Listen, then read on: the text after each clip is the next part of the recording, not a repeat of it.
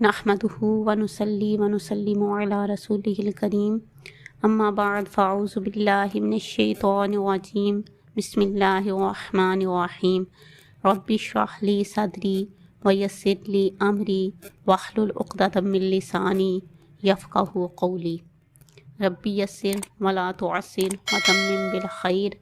अस्सलामु अलैकुम व रहमतुल्लाहि व बरकातुहू। प्यारे साथियों, पिछले सबक में हमने सूरतुल बकरा की आयत नंबर 1 और 2 का तर्जुमा और तफसीर किया था। इस सबक में हम सूरह बकरा की आयत नंबर 3 का तर्जुमा और तफसीर करेंगे। जैसा कि आप जानते हैं कि पिछली आयत में हमने सीखा कि हदायत है मुत्तकीन के लिए। ये किताब जो है वो हदायत है मुत्तकीन के लिए।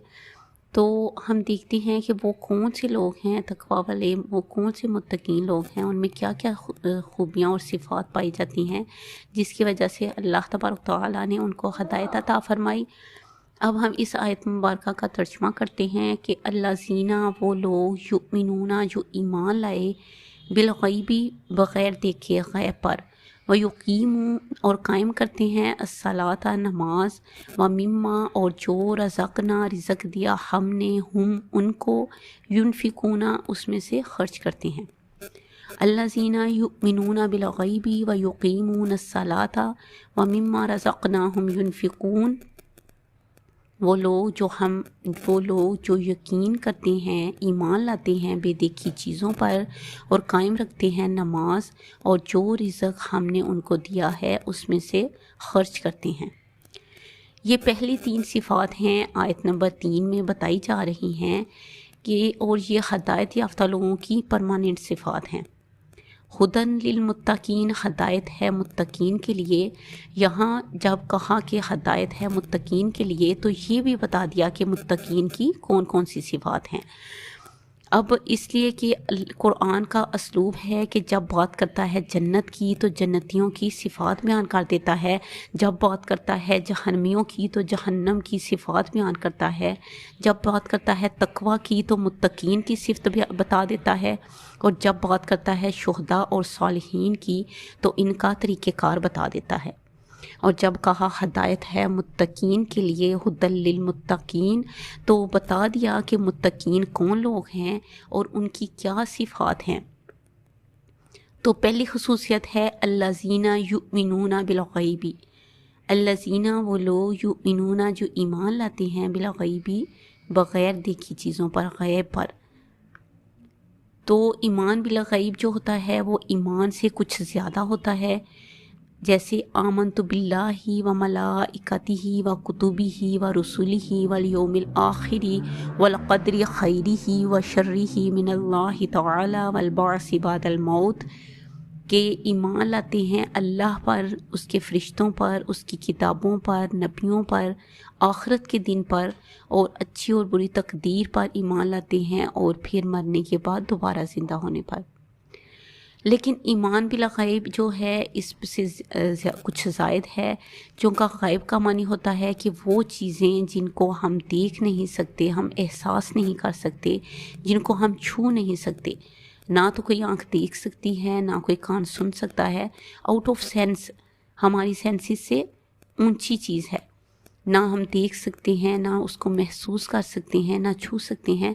तो हमारे ईमान का जो इन चीज़ों पर ईमान लाना जो है उसकी बहुत अहमियत है, और ये हमारे ईमान का हिस्सा है।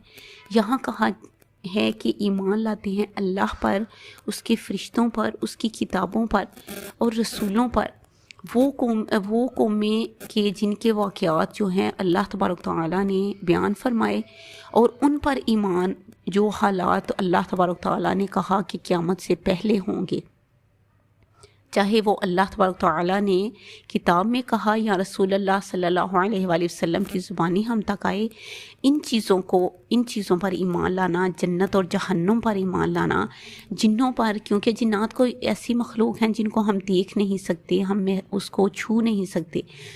तो ऐसा है कि जैसे कि अल्लाह तबारक तआला ने एक नबी भेजा اور اس ہمیں معلوم ہے کہ وہ غیب کی باتیں بتا رہا ہے اور وہ چیزیں بتا رہا ہے جو ہم دیکھ نہیں سکتے، ہم سمجھ نہیں سکتے، لیکن ہمیں پتہ ہے کہ وہ ہمارا نبی سچا ہے اور ہم اس پر ایمان لاتے ہیں، ہم ان کی باتوں پر تصدیق کر لیتے ہیں اور اس کی ہر بات پر ایمان لاتے ہیں۔ تو یہ کیا ہے؟ متقین کی صفت ہے۔ اور متقین کی پہلی صفت جو ہے وہ کیا ہے؟ ایمان بالغیب۔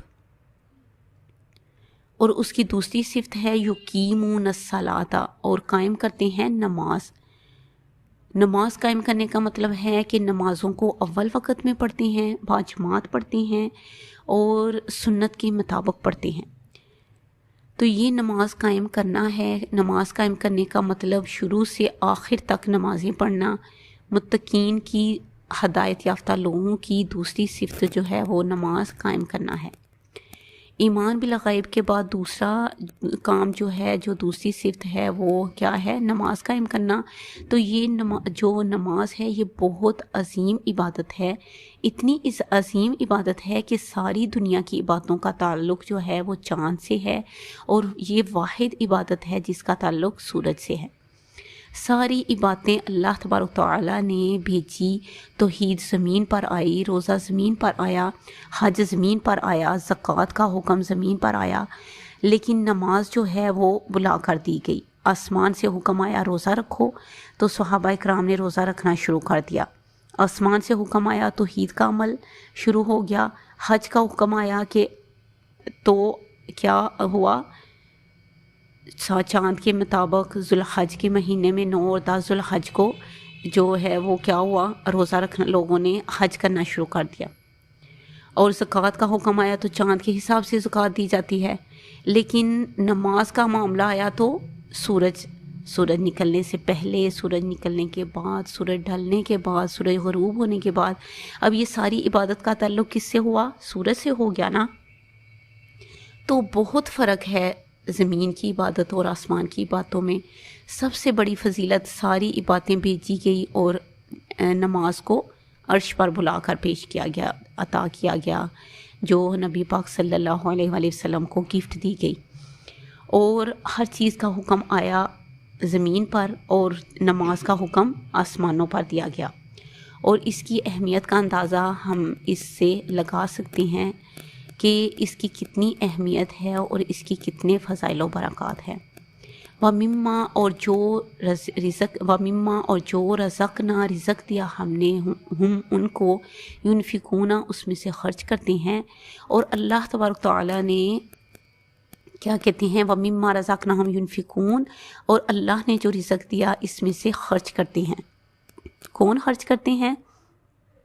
ایمان والے لوگ خرچ کرتے ہیں، تقوی والے لوگ خرچ کرتے ہیں، جو ہدایت یافتہ ہیں اور وہ اپنے رزق میں سے خرچ کرتے ہیں۔ تو اس میں زکوٰۃ بھی آ گیا، نفلی صدقات بھی آ گیا، اور تمام قسم کا خرچ بھی آ گیا۔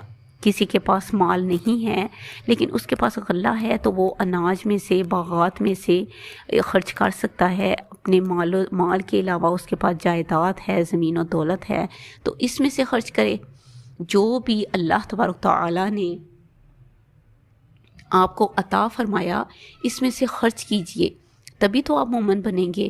آج کل کی حالت یہ ہے کہ مومن جو ہے خرچ کرنے کی بجائے مسلمان جو ہیں وہ ایک دوسرے کی جائیدادیں، ایک دوسرے کا مال، روپیہ پیسہ ہڑپ کر رہے ہیں، ایک دوسرے سے ناحق ایک دوسرے کا مال چھین کر استعمال کر رہے ہیں، کھا رہے ہیں۔ تو یہاں مومن دینے والا صفت بیان کی گئی ہے، اور وہاں کیا ہے؟ ہم لوٹ کھسوٹ کر رہے ہیں، دوسروں کا مال کھا رہے ہیں، اور پھر ایمان والے ہونے کا دعویٰ بھی کر رہے ہیں۔ جو انسان صدقات اور خیرات کرنے کا عادی ہے وہ کیسے کسی کا مال لے سکتا ہے؟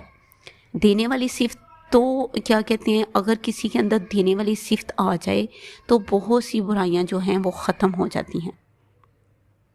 چوری چکاری کرنے والا جو ہے، وہ دوسروں کا مال غلط طریقے سے کھانے والا، وہ کیسے متقی ہو سکتا ہے؟ متقی تو وہ ہے، متقی کا مطلب ہی ہے کہ پرہیزگار، ہر گناہ سے بچنے والا، ہر برائی سے بچنے والا، ہر بدی سے، ہر غلط کام سے بچنے والا کیا کہلائے گا؟ پرہیزگار، متقی۔ تو اللہ نے جو دیا ہے اس میں سے خرچ کیجئے، تو اللہ تبارک و تعالیٰ کے احکامات پر عمل کرنے کی کوشش کریں، تبھی تو ہم متقی کہلائیں گے، تبھی تو ہم ایمان والے ہونے کا حق ادا کریں گے، تو متقی ہونے کا حقدار بن سکتے ہیں ہم۔ تو اللہ تبارک و تعالیٰ جو ہے وہ ہمیں دین اور دنیا کی دولت سے مستفید ہونے کی توفیق عطا فرمائے۔ اللہ تبارک و تعالیٰ ہمیں سچی ہدایت عطا فرمائے تاکہ ہم دنیا اور آخرت میں جو ہے سرخرو ہو سکیں۔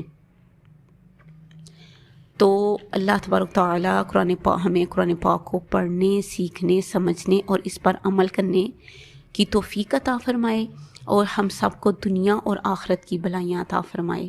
اس قرآن پاک کو ہمارے لیے صدقہ جاریہ بنا دے، آمین ثم آمین۔ ربنا ظلمنا انفسنا وان لم تغفر لنا وترحمنا لنكونن من الخاسرین وتب علینا انک انت التواب الرحیم برحمتک یا ارحم الراحمین۔